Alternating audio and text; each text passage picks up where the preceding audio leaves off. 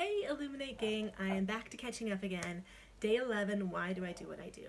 So the reason that I work with women on their money is because of my own past and because of things that I have seen in my life. And a lot of this started with my mother, who, although she did inherit money and had the money that was in our family, like her mother before her, when she got married, each time she got married, she handed the checkbook over to her husband. And the second time this happened, it was someone who was very abusive and who financially abused and physically and sexually abused us, her daughters. And it was a difficult thing to experience and live through, though at the time I didn't know anything else.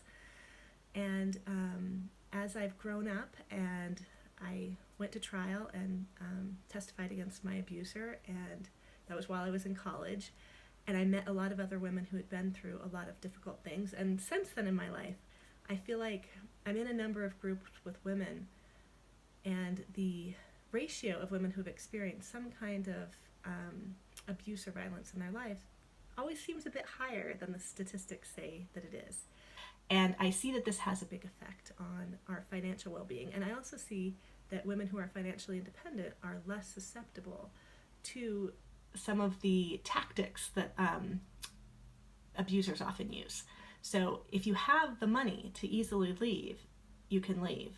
If you're completely financially dependent on your abuser for your shelter, your house, your food, if you have no other way to do it, it makes it very hard. So while I feel like there's a lot around financial empowerment for women, at its very core, it really is our safety, our well-being, and sometimes it is a matter of life and death. So that's why I do what I do. I feel it is so important for women to have that. And it's not been that long in our history that we've had that ability.